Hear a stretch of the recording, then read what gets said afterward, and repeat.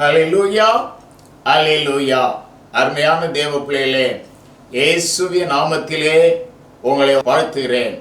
என் அருமையான ஆண்டவர் உங்களை ஆசீர்வதிப்பாராக. இந்த நாளிலும் சென்ற நாளிலே நான் கொடுத்த செய்தியின் தொடர்ச்சியை உங்களோடு பேசலாம் என்று நின்று கொண்டிருக்கிறேன். ஒரு ஜெபிக்கிற தேவ பிள்ளைகளுடைய வாழ்க்கையின் குணாதிசயங்கள் எப்படிப்பட்டதாக இருக்க வேண்டும் என்கின்ற அந்த தலையங்கத்திலே உங்களோடு நான் சில குறிப்புகளை வைத்து பேசியிருக்கிறேன். இன்றைக்கும் தொடர்ந்து ஒரு சில குறிப்புகளை உங்களுக்கு முன்னாலே வைத்து பேசலாம் என்று நின்று கொண்டிருக்கிறேன். கர்த்தர் தாமே இந்த செய்தியையும் ஆசீர்வதிக்க இருக்கிற இடங்களிலே கண்களை அடைத்து ஒரு நிமிடம் ஆண்டவரை நோக்கி பார்ப்போம். நல்ல பிதாவே, நதியோடு துதிக்கிறோம். ஆண்டவரே, இந்த செய்தியை தேவ பிள்ளைகளுக்கு பயனுள்ள செய்தியாய் மாற்ற என் ஆண்டவரால் கூடும். பேசுகிறது நீங்கள் அல்ல, உங்களிலே இருக்கிற ஆவியானவர் என்று ஆண்டவரே நாங்கள் ஆண்டவரை வாசிக்கிறோம். ஆக இந்த நாளிலும் ஆவியானவர் இடைவிடும், அடிமையை மறைத்துக் கொள்ளும், நேர் மகிமைப்படும், தேவ பிள்ளைகளுக்கு பயனுள்ள செய்தியாக அமையட்டும். இயேசுவின் நாமத்தில் ஜெபிக்கிறேன் பிதாவே, ஆமென், ஆமென். அல்லேலூயா, அல்லேலூயா, அல்லேலூயா. அருமையானவர்களே, இந்த நாளிலே ஒரு தேவ பிள்ளை மன்னிக்கிறவனாகவும் மனதுருக்கம் நிறைந்தவனாகவும் இருந்து ஜெபிப்பானேயானால் அவனுடைய ஜெபத்தை கர்த்தர் வெகுவாய் அங்கீகரிப்பார் என்கின்ற அந்த செய்தியை உங்களுக்கு நான் வைக்க விரும்புகிறேன். வாசிப்போம் சில வசனங்களை. அருமையானவர்களே, உங்களுக்கு முன்னாலே நான் வாசிக்க விரும்புகிறேன். எபேசியர் 4வது அதிகாரம் 32வது வசனம். ஒருவருக்கொருவர் தயவாயும் மன உருக்கமாயும் இருந்து கிறிஸ்துவுக்குள் தேவன் உங்களுக்கு மன்னித்தது போல நீங்களும் ஒருவருக்கு ஒருவர் மன்னியுங்கள். ஹல்லேலூயா. வேத புத்தகத்தை புரட்டு அருமையானவர்களே. அடுத்து கொலோசேயர் 3வது அதிகாரம் 13வது வசனம். ஒருவரை ஒருவர் தாங்கி ஒருவர் பேரில் ஒருவருக்கு குறைபாடு உண்டானால் கிறிஸ்து உங்களுக்கு மன்னித்தது போல ஒருவருக்கு ஒருவர் மன்னியுங்கள். ஆமென். அடுத்து வாசிக்கிறேன். மார்க் எழுதிய சுவிசேஷம் 11வது அதிகாரம் 25, 26 ஆகிய வசனங்களை. நீங்கள் நின்று ஜெபம் பண்ணும்போது ஒருவன் பேரில் உங்களுக்கு யாதொரு குறை உண்டாயிருக்குமானால் பரலோகத்தில் இருக்கிற உங்கள் பிதா உங்கள் தப்பிதங்களை உங்களுக்கு மன்னிக்கும்படி அந்த குறையை அவனுக்கு மன்னியுங்கள். நீங்கள் மன்னியாதிருப்பீர்களானால் பரலோகத்தில் இருக்கிற உங்கள் பிதாவும் உங்கள் தப்பிதங்களை மன்னியாதிருப்பார் என்றார்.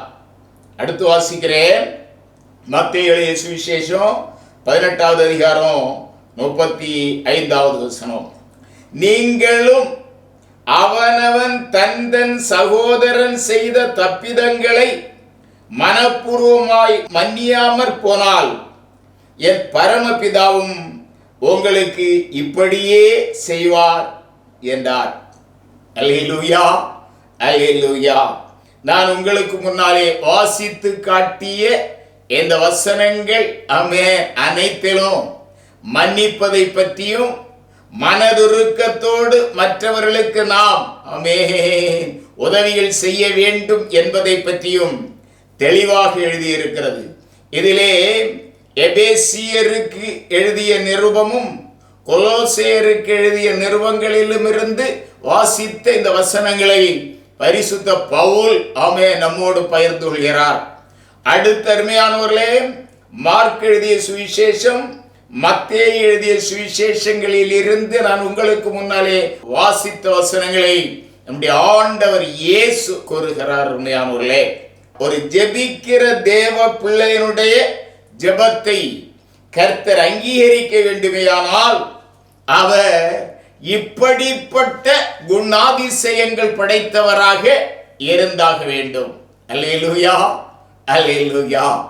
இன்றைக்கு நாம் மன்னிக்கிற சுபாவம் உள்ளவர்களாகவும் அப்படியே மனது இறங்குகிற இருதயம் உள்ளவர்களாகவும் இருக்க வேண்டும் என்று உங்களோடு சில நிமிடங்கள் நான் எடுத்துக்கொள்ள விரும்புகிறேன். அருமையான தேவ பிள்ளைகளே, அல்லேலூயா, அல்லேலூயா, அல்லேலூயா.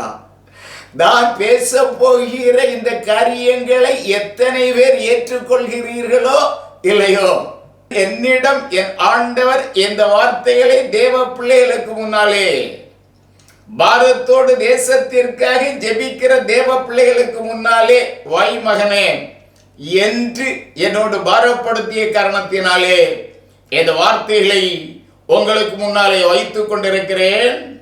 அருமையான தேவ பிள்ளைகளே, இந்த வாழ்க்கையின்படி நம்முடைய வாழ்க்கை மாறுமையானால் நிச்சயம் நிச்சயம் நம்மாலே கர்த்தர் மகிமைப்படுவார். நம்முடைய ஜெபங்களை என் ஆண்டவர் அங்கீகரிப்பார். தேசத்திலே நாம் எதிர்பார்த்து கொண்டிருக்கிற அந்த மகாபெரிய எழுப்புதலை நம்மாலே காண முடியும். அல்லேலூயா. மாத்திரமல்ல, நம்மையும் கூட என் ஆண்டவராமே மனிதர்களுக்கு முன்னாலும் தேசத்திற்கு முன்னாலும் தேவ பிள்ளைகள் என்று உயர்த்துவார். தேவ பிள்ளையே, அருமையான தேவ பிள்ளைகளே, நான் உங்களுக்கு வாசித்து காட்டிய இந்த வசனங்கள் அனைத்திற்கும் ஒரு மனிதனுடைய வாழ்க்கை சாட்சியாக அமைகிறதை நாம் அருமையான வேதத்திலே யோசேப்பு என்கின்ற தேவ மனிதனுடைய வாழ்க்கையிலே பார்க்க முடியும். யோசேப்பினுடைய வாழ்க்கையின் அனைத்து பகுதிகளும் ஒரு தேவ பிள்ளையுடைய வாழ்க்கையிலே இருக்க வேண்டிய காரியங்களை குறித்து தெளிவாக நம்மோடு பேசுவதாக அமையும். அருமையானவர்களே, ஒரு தேவ பிள்ளை எப்படியாக வாழ வேண்டும் என்பதற்கு இந்த யோசேப்பு என்கின்ற தேவ மனிதன், அருமையான தேவ பிள்ளைகளே, ஒரு சாட்சியாக நமக்கு முன்னாலே இருக்கிறார் என்பதை என்னாலே உங்களுக்கு தெளிவாக காட்ட முடியும். ஆக இந்த மன்னிப்பதிலும் மன உருக்கம் உள்ளதிலும் வேதத்திலே வேறு எந்த பரிசுத்தவானையும் விட இந்த யோசேப்பு தனி முத்திரை பதித்தவனாக இருக்கிறான் என்பது என்னுடைய கண்ணோட்டத்திலே படுகிறது. அருமையானவர்களே, அல்லேலூயா, அல்லேலூயா. இந்த யோசேப்பினுடைய வாழ்க்கையிலே இரண்டு காரியங்களை அவன் எப்படி மன்னிக்கிறவனாக இருந்தான், எப்படி மனதுருக்கம் உள்ளவனாக இருந்தான் என்பதற்கு எடுத்துக்காட்டாக நான் வைக்கலாம் என்று ஆசைப்படுகிறேன். ஆமென். வாசிப்பு அருமையானவர்களே, ஆதியாகமம் 45வது அதிகாரம் 5வது வசனத்தை, என்னை இடத்தில் வரும்படி விற்று போட்டதினால் நீங்கள் சஞ்சலப்பட வேண்டாம், அது உங்களுக்கு விசனமாக இருக்கவும் வேண்டாம். ஜீவ ரட்சணை செய்யும்படிக்கு தேவன் என்னை உங்களுக்கு முன்னே அனுப்பினார். தன் முன்னாலே நின்று கொண்டிருக்கிற தன்னுடைய சகோதரர்களை பார்த்து, எகிப்தின் மிகப்பெரிய அதிகாரியாக இருந்து கொண்டிருக்கின்ற யோசேப்பு என்கின்ற அந்த தேவ மனிதன் சொல்கிற வார்த்தைகள், தனக்கு முன்னாலே நின்று கொண்டிருக்கிற தன்னுடைய சகோதரர்கள் எப்படிப்பட்டவர்களாக யோசேப்புக்கு முன்னாலே இருந்தார்கள், அவனை எப்படியேனும் தீர்த்து கட்டியாக வேண்டும், கொலை செய்தாக வேண்டும் என்கின்ற எண்ணத்தோடு இருந்தவர்கள். ஆக ஆழக்குழியிலே அவனை தூக்கி வீசி மீதியானியருக்கு விளைபொருளாக விற்று இப்படியாக அவனுடைய வாழ்க்கையை அழித்து போட வேண்டும் என்று திட்டமிட்டு செயல்பட்ட அந்த சகோதரர்கள் எப்பொழுது இந்த யோசேப்புக்கு முன்னாலே, எந்த யோசேப்புக்கு முன்னாலே, எகிப்தின் மிகப்பெரிய அதிகாரியாக இருந்து கொண்டிருக்கின்ற யோசேப்பின் முன்னாலே நின்று கொண்டிருக்கிறார்கள். அவர்களுக்கு தான் தான் யோசேப்பு என்றும், நீங்கள் அழித்து போட நினைத்த அந்த யோசேப்பு தான் தான் என்றும் நிரூபித்து அவர்களோடு பேசிக் கொண்டிருக்கிறான். அருமையான தேவ பிள்ளையே, இந்த நேரத்திலே அவனிடம் இருந்து வெளிப்பட்ட அந்த மன்னிக்கின்ற மாண்பையும், அருமையான தேவ பிள்ளைகளே, மன உருக்கத்தையும் இந்த வசனத்திலே கண்டுகொள்ள முடியும். அருமையானவர்களே, ஒரு முறை கூட இந்த வசனத்தை வாசிக்கிறேன். இவ்விடத்தில் என்னை இவ்விடத்தில் வரும்படி விற்று போட்டதினால் நீங்கள் சஞ்சலப்பட வேண்டாம். பாவிகளை வித்து போட்டீங்களப்பா அப்படின்னு சொல்லல. எப்படி? விற்று போட்டதினால் நீங்கள் சஞ்சலப்பட வேண்டாம், அது உங்களுக்கு விசனமாயிருக்கவும் வேண்டாம். பாருங்க, கொலைகார பாவிகளுக்கு முன்னால இந்த யோசேப்பு வார்த்தை என்ன எப்படியாக பேசுகிறான் என்பதை நாம் புரிந்தாக வேண்டும். அது உங்களுக்கு விசனமா இருக்கவும் வேண்டாம், ஜீவ ரட்சணை செய்யும்படிக்கு தேவன் என்னை உங்களுக்கு முன்னே அனுப்பினார். ஹல்லேலூயா. பார்த்தீங்களா அருமையானவர்களே, ஒரு தேவ பிள்ளை தனக்கு தீமை செய்தவர்களை அப்படியே பார்க்கிற போது அவனுடைய இருதயம் குழம்பி போகாமல், அப்படியே கொந்தளித்து போகாமல், அருமையான தேவ பிள்ளைகளை அமைதியாய் சமாதானமாய் அவர்களை மன்னித்து அவர்களோடு பேசுகிற வார்த்தை. அல்லேலூயா, அல்லேலூயா, அல்லேலூயா, அல்லேலூயா. நாம் தேவ பிள்ளைகள். நான் உங்களை பார்த்து ஒரு கேள்வியை உங்களுக்கு முன்னாலே வைக்கிறேன். இந்த யோசேப்பு இருக்கிற நிலையிலே நாம் இருந்து நமக்கு முன்னாலே நம்மை எப்படியாவது அழித்து போட வேண்டும் என்று திட்டமிட்டு செயல்பட்ட சிலர் சூழ்நிலையின் கைதியாக நமக்கு முன்னாலே நின்று கொண்டிருக்கிறார்கள் என்று வைத்துக் கொள்வோம். அப்பொழுது நாம் நம்முடைய மனநிலை எப்படியாக இருக்கும் என்பதை நாம் இந்த நேரத்திலே, அருமையான தேவ பிள்ளைகளே, உங்களுடைய யோசனைக்கு சிந்தனைக்கு வைத்து விடுகிறேன். சில நேரத்திலே நாம் தாறுமாறாக நடந்து கொள்ள மாட்டோம். காரணம், நாம் தேவ பிள்ளைகள். ஆக அவர்களை மன்னித்திருப்போம். ஆனாலும் சில வார்த்தைகளையாவது அவர்களுக்கு முன்னாலே நாம் சொல்லித்தான் ஆகும். அருமையானவர்களே, எப்படிப்பட்ட வார்த்தைகளை சொல்லுவோம்?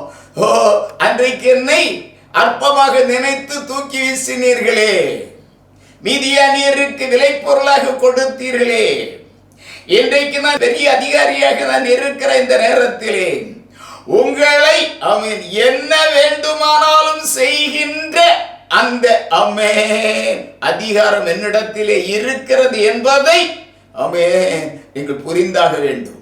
ஆனால் நான் அப்படி செய்ய மாட்டேன். காரணம், நான் ஆண்டவருடைய மனிதன்.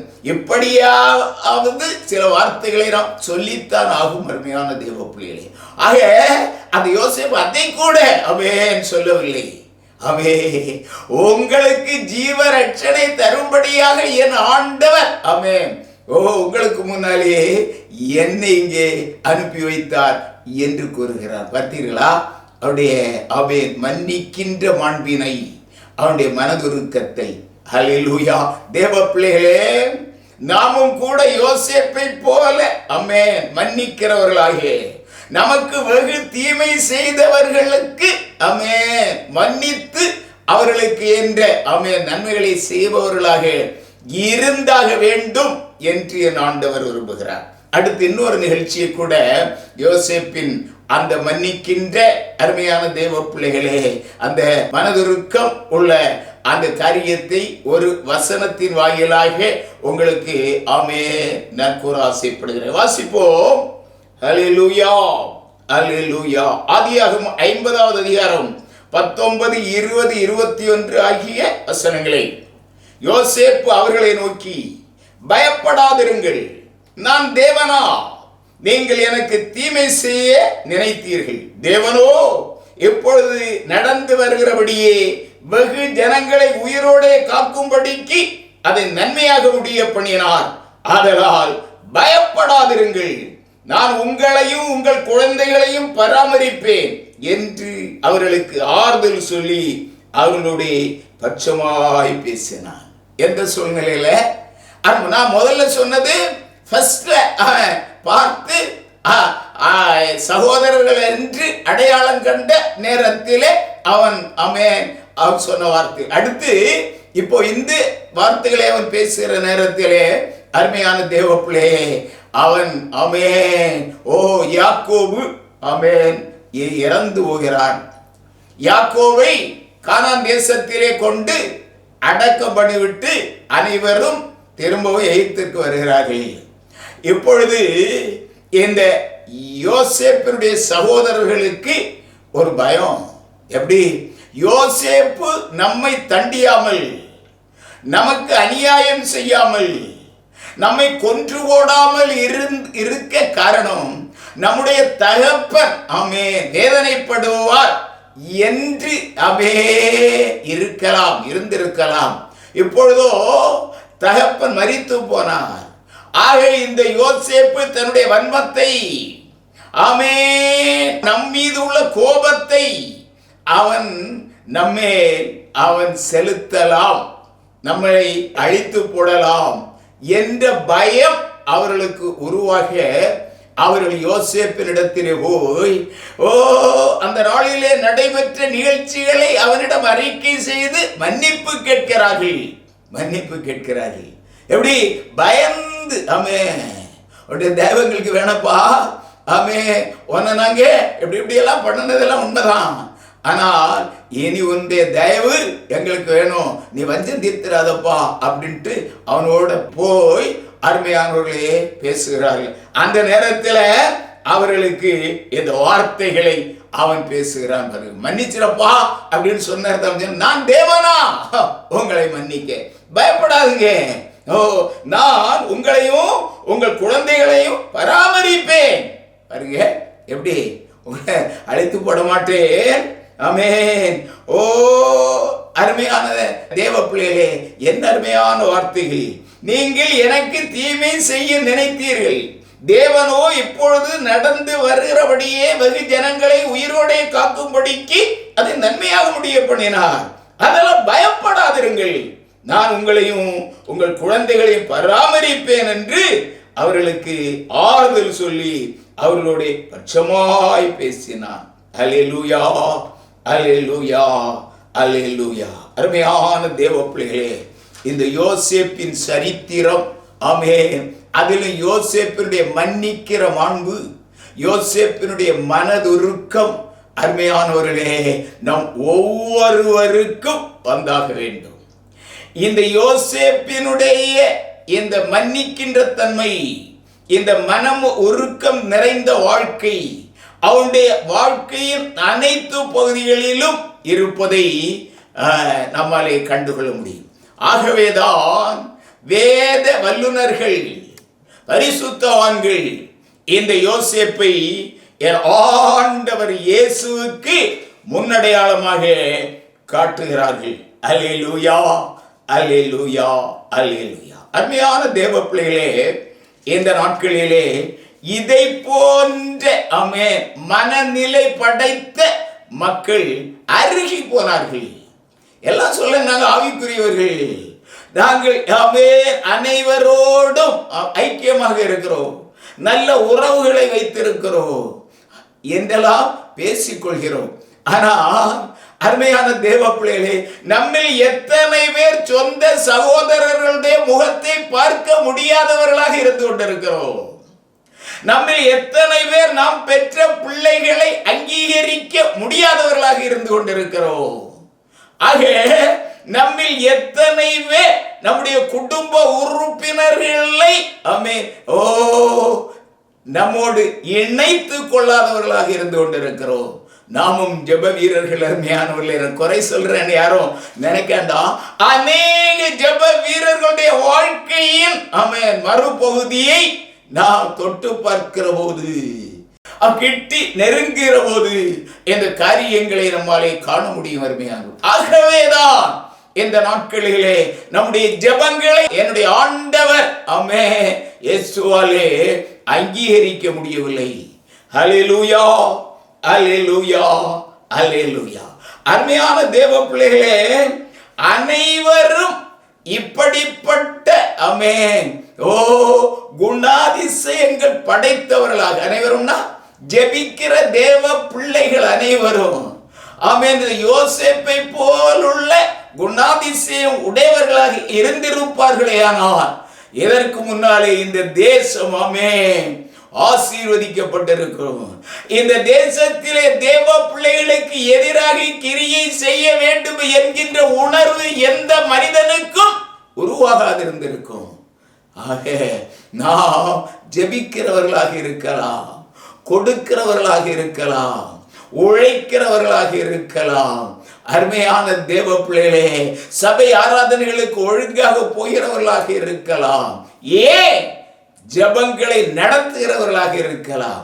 ஆனாலோ நாம் மற்றவர்களை மன்னியாத பட்சத்தில், மற்றவர்களோடு மனது உருக்கம் இல்லாதவர்களாக இருக்கிற நிலையிலே நம்முடைய ஜெபங்களை நம்முடைய ஆண்டவர் அங்கீகரிக்க மாட்டார் என்பதை ஒரு முறைக்கு பல முறை நான் உங்களுக்கு சொல்லிக்கொள்ள அருமையான தேவ பிள்ளையை கடமைப்பட்டிருக்கிறேன்.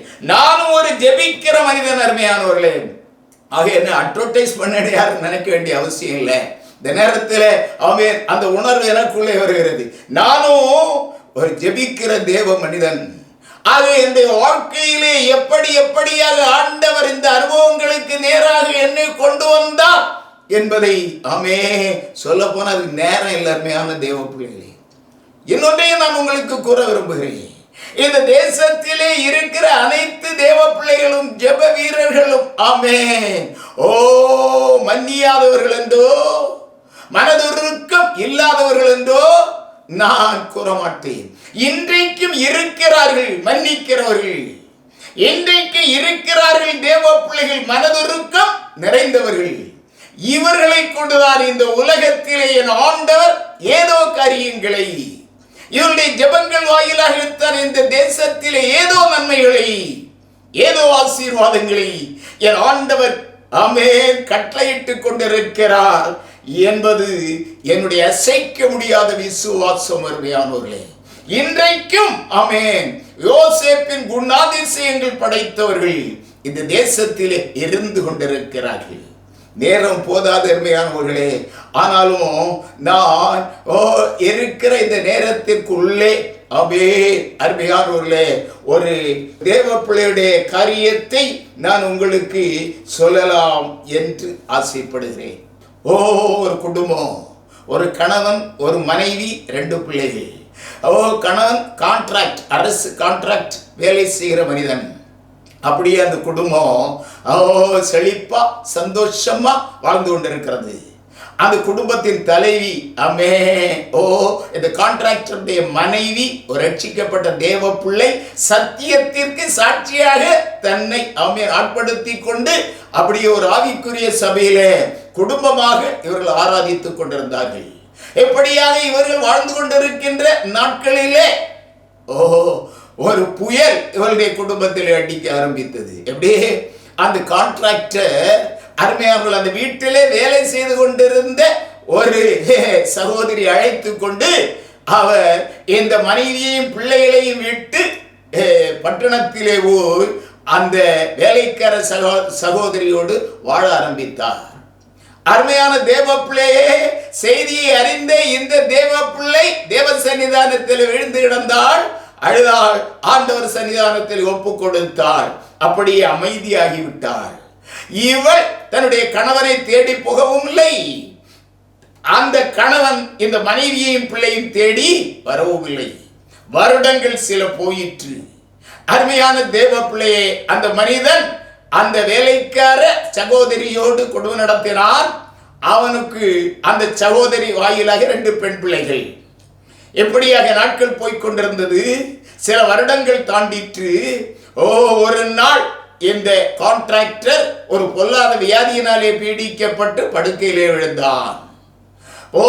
எத்தனையோ மருத்துவம் செய்தார்கள், ஆனால் எழும்ப முடியவில்லை. தொழில் விழுந்தது, கஷ்டங்கள் சூழ்ந்து கொண்டது, கடன்காரர்கள் நெருக்க ஆரம்பித்தார்கள், வீட்டு வாடகை கொடுக்க முடியவில்லை, மருத்துவ செலவிற்கு பணம் இல்லை, பிள்ளைகளை பள்ளிக்கு அனுப்ப முடியவில்லை, குடும்பம் நடத்த முடியவில்லை. திண்டாடி தவித்து அந்த குடும்பம் அப்படியே வேதனையோடு இருந்த நாட்கள். இந்த செய்தியை மனைவி அறிகிறாள். அருமையான தேவ பிள்ளையே, இவள் என்ன செய்தால் தெரியுமா?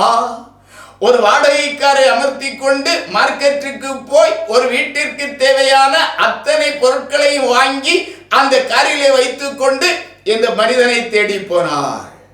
இத்தனை ஆண்டுகளும் அவன் இவளை பார்த்ததும் இல்லை, இவள் அவனை பார்த்ததும் இல்லை. எப்பொழுது செய்தியை அறிந்து இந்த சகோதரி அப்படியே கணவனை பார்க்க போகிறார். எங்க இருக்க 10 கிலோமீட்டருக்கு அந்த பக்கத்தில் ஒரு பட்டணத்தில் இருக்கிறான்னு தான் தெரியுமே ஒழிய சரியான விலாசம் தெரியாது. அப்படியோ சுற்றி அலைந்து தேடி தேடி வீட்டை கண்டுபிடித்தார்கள். அப்படியே வீட்டுக்கு முன்னால கார் போய் இருக்கிறது. அருமையான தேவ பிள்ளையை கார்ல இருந்து இந்த சகோதரி இறங்குறார். அப்படியே கார் சத்தத்தை கேட்டு அந்த கான்ட்ராக்டருடைய வேலைக்கார மனைவியும் அவள் பெற்ற 2 பிள்ளைகளையும் வீட்டு வாசலிலே வந்து நிற்கிறார்கள். அருமையான தேவ பிள்ளைகளே, இந்த சகோதரியை கண்ட நேரத்தில் அவள் மலைத்து போய் நிற்கிறாள். இந்த சகோதரி டிரைவரிடம் கூறுகிறாள், இருக்கிற பொருட்களை எடுத்து வீட்டிற்குள்ளே கொண்டு போ என்று. காரில் இருந்து பொருட்கள் எல்லாம் வீட்டிற்குள்ளே போய் கொண்டிருக்கிறது. என்ன நடக்கிறது என்று புரியாமல் அந்த வேலைக்கார சகோதரியும் பிள்ளைகளும் அப்படியே மலைத்து நின்று கொண்டிருக்கிறார்கள். அவருடைய அனுமதி இல்லாமலே வீட்டிற்குள்ளே பொருட்கள் போயிட்டு தொடர்ந்து இந்த சகோதரி வீட்டிற்குள்ளே போனால், வீட்டிற்குள்ளே போய் அங்கே பார்த்த நேரத்திலே அங்கே ஒரு அறையிலே அப்படியே எலும்பும் தோலுமாக அவருடைய கணவன் அப்படியே படுத்து கிடக்கிறார். இவளுடைய கண்கள் அவரை பார்க்கிறது, அவருடைய கண்கள் இவளை காண்கிறது. 2 பேருடைய கண்களில் இருந்து தாரை தாரையாக கண்ணீர் விடுகிறது. அருமையான தேவ பிள்ளையே, இந்த தேவ பிள்ளை தன்னுடைய கணவனுடைய அருகிலே அமர்ந்திருந்து அவனுக்கு பணிவிடை செய்ய ஆரம்பிக்கிறார். இந்த நேரத்தில் வேலைக்கார சகோதரி அங்கே வருகிறாள். அவள்தான் இந்த சகோதரி சொல்கிறாள், இருக்கிற பொருட்களை எடுத்து சமைத்து பிள்ளைகளுக்கு கொடுத்து கணவனுக்கும் பரிமாறு என்கிறாள். அவள் அப்படியாக அந்த வேலையை செய்து கொண்டிருக்கிறார். இப்படியாக அந்த வீட்டிற்குள்ளே 3 நாட்கள் அந்த சகோதரி தங்கி இருக்கிறார். கணவனுக்கு செய்ய வேண்டிய மருத்துவமும் பணிவிடையும் அவள் செய்கிறாள். ஆனாலும் அருமையான தேவ பிள்ளை, வியாதி குறையவில்லை. 3வது நாள் தன்னுடைய கணவனை எடுத்துக்கொண்டு பக்கத்தில் இருந்த மருத்துவமனைக்கு போகிறார். அங்கே 7 நாட்கள் அந்த மனிதனை வைத்து பராமரிக்கிறார். 7வது நாளில் அவன் மரணம் அடைகிறான். அங்கிருந்தபடியே அவள் தன்னுடைய சகோதரனுக்கும் சொந்த அவள் குடும்ப உறுப்பினர்களுக்கு தகவல் கொடுக்கிறார். அங்கிருந்து அருமையான தேவ பிள்ளைகளை அவர்கள் வருகிறார்கள். மருத்துவமனையிலே கொடுக்க வேண்டிய பணத்தை கொடுத்து விட்டு அந்த பாடியை ஆம்புலன்ஸில் ஏற்றுகிறார்கள். அனைவரும் ஆம்புலன்ஸில் ஏறுகிறார்கள். இந்த வேலைக்கார சகோதரியும் அவள் பெற்ற 2 பிள்ளைகளும் ஆம்புலன்ஸில் ஏறுவதற்கு உள்ளே போன நேரத்தில் உறவினர்கள் தடுத்து கையை பிடித்து இழுத்து அவர்களை ரோட்டிலே விட்டு விடுகிறார்கள். எப்பொழுது ஆம்புலன்ஸ் புறப்பட ஆயத்தப்படுகிறது, இந்த காரியத்தை பார்த்த அந்த தேவ பிள்ளை ஆம்புலன்ஸை அப்படியே நிறுத்தி வைக்க சொல்லிவிட்டு அப்படி இறங்கி வந்து இந்த 2 பிள்ளைகளையும் அந்த வேலைக்கார சகோதரி ஆம்புலன்ஸில் ஏற்றுகிறார். வீட்டிற்கு வருகிறார்கள்.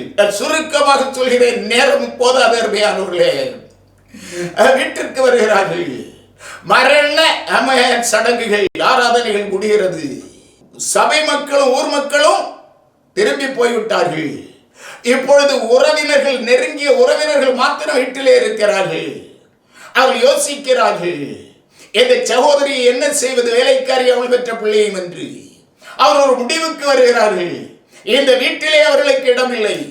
தோட்டத்திலே இருக்கிற வேலைக்காரர்கள் தங்குகிற அந்த வீட்டிலே அவர்கள் தங்கிக் கொள்ளலாம். இந்த இரவு கூட அவர்கள் இங்கே தங்கக்கூடாது, உடனடியாக அவர்கள் போக வேண்டும் என்று அவர்கள் கட்டளையிடுகிறார்கள். வேறு வழியின்றி அவருடைய வார்த்தைகளை தட்ட முடியாமல் இந்த வேலைக்காரி சகோதரியும் அவள் பெற்ற அந்த 2 பச்சிளம் பிள்ளைகளும் அழுது கொண்டே அந்த வீட்டின் படிகளை விட்டு இறங்கிக் கொண்டிருக்கிறார்கள். இந்த காட்சியை பார்த்த அந்த தேவ பிள்ளை அப்படியே இறங்கி வருகிறார். இந்த 3 கட்டி அணைக்கிறார். தேவ பிள்ளையை கதை பேசுகிறேன் என்று யாரும் கருதி விட வேண்டாம். கட்டி அடைக்கிறார். அவருடைய முந்தானையை எடுத்து அந்த 2 பிள்ளைகளுடைய முகங்களை அப்படியே துடைத்து விட்டு தன்னோடு அணைத்துக் கொண்டு மூவரை அழைத்து வீட்டுக்குள்ளே போகிறார்கள். நாட்கள் போகிறது. 15 நாட்கள் கழித்து ஆலயத்திற்கு போகிறார்கள். யாரெல்லாம்? அந்த சகோதரியும் அவள் பெற்ற 2 பெண் பிள்ளைகளும், இந்த வேலைக்கார சகோதரி இவள் பெற்ற 2 பிள்ளைகளும் ஆக அருமையான தேவப்பிள்ளை ஆலயத்திற்கு போகிறார்கள். ஆலயத்திலே ஆராதனை முடிந்த நேரத்திலே சாட்சிக்கு இடம் கொடுக்கப்படுகிறது. இந்த சகோதரி எழுப்பி சாட்சி சொல்கிறார். சாட்சியை முழுமையாக சொல்ல விரும்பவில்லை, நேரமில்லை. அந்த சாட்சியிலே அவள் கூறுகிறார், நான் இந்த வேலைக்கார சகோதரி என்னுடைய சொந்த சகோதரியாக ஏற்றுக்கொண்டேன். அவளை 100க்கு 100 மன்னித்து விட்டேன். அவள் பெற்ற 2 பிள்ளைகளை என்னுடைய பிள்ளைகளாக நான் எடுத்துக்கொண்டு என்னோடு தான் அவர்கள் வாழ்வார்கள். இவர்கள் எங்களுடையவர்கள். இவருடைய எல்லா காரியங்களையும் நான் பொறுப்பேற்றுக் கொண்டேன். இவர்களை மன்னித்தேன். இவருடைய காரியங்களை நான் பொறுப்பேற்றுக் கொண்டேன் என்று சாட்சி சொன்னார். இந்த சாட்சியை கேட்டுக் கொண்டிருந்த சபையின் போதகருடைய 2 கண்களில் இருந்து கண்ணீர் தரையாக முடிந்தது. இந்த சாட்சியை கேட்ட சபை மெம்பர்கள் என்று கதறி அழுதார்கள். தேவ பிள்ளையே, ஆவிக்குரிய சபைகளில் இன்றைக்கு தேவ பிள்ளைகள் மன்னிக்கிற மாண்பு படைத்தவர்கள், மனதுருக்கம் நிறைந்தவர்கள் இருந்து கொண்டிருக்கிறார்கள் என்பதற்கு இது ஒரு மகாபெரிய எடுத்துக்காட்டு. நாமும் கூட மன்னிக்கிறவர்களாக இருப்போம், மனத்தாழ்மை உடையவர்களாக இருப்போம், மன உருக்கம் உடையவர்களாக இருப்போம். அருமையான தேவ பிள்ளைகளே, அருமையானவர்களே, பவுல் எபேசியருக்கு எழுதுகிறாரே 4வது அதிகாரம் 32வது வசனத்தில், ஒருவருக்கு ஒருவர் தயவாயும் மன உருக்கமாயும் இருந்து கிறிஸ்துவுக்குள் தேவன் நமக்கு மன்னித்தது போல நாமும் ஒருவருக்கொருவர் மன்னிப்போம் என்று உங்களுக்கு அந்த வசனத்தை ஒருமுறை கூட நான் உங்களுக்கு நினைவிலே கொண்டு வருகிறேன். தேவ பிள்ளையே, ஜெபிக்கிற தேவ பிள்ளையே, உன்னுடைய ஜெபத்தை என் தேவன் அங்கீகரிக்க வேண்டுமே. ஆனால் நீயும் யோசேப்பை போல மன்னிக்கிறவராக, மனதுருக்கம் நிறைந்தவராக, ஏன் இந்த ஆவிக்குரிய சபையிலே அங்க வகித்த இந்த தேவ பிள்ளையை போல மன்னிக்கிறவளாக, மனதுருக்கம் நிறைந்தவளாக இருக்க வேண்டும். இருந்தால் இந்த தேசம் சீக்கிரத்தில் ரட்சிக்கப்படும். ஒரு மகாபெரிய எழுப்புதலை காண முடியும். நேரமில்லை, ஒரு சில வார்த்தைகளால் நான் ஜெபித்து முடிக்கிறேன். நல்ல பிதாவே, மைமையான கர்த்தாவே, அவருடைய பிள்ளைகளுக்கு முன்னாலே ஆண்டவரே இந்த சின்ன செய்தியை 1 மணி நேரம் பேச வேண்டிய இந்த செய்தியை இவ்வளவு நேரத்தில் பேசுவேன், சுருக்கமாக கூறினேன். எத்தனை பேர் எடுத்துக்கொண்டார்களோ, எத்தனை இருதயங்கள் அழுகிறதோ, எத்தனை இருதயங்கள் ஏங்குகிறதோ, நீர் பார்த்து கொண்டிருக்கிறீர். எங்களை மனதுருக்கம் உள்ளவர்களாக மாற்றும், எங்களை மன்னிக்கிறவர்களாக மாற்றும். எங்களை கொண்டு தேசத்திலே கர்த்தர் கிரியை செய்யும். சகல துதியும் கனமும் மகிமை எல்லாம் எடுத்துக்கொள்ளும். இயேசுவின் மூலம் கேட்கிறோம் பிதாவே. ஆமென், ஆமென்.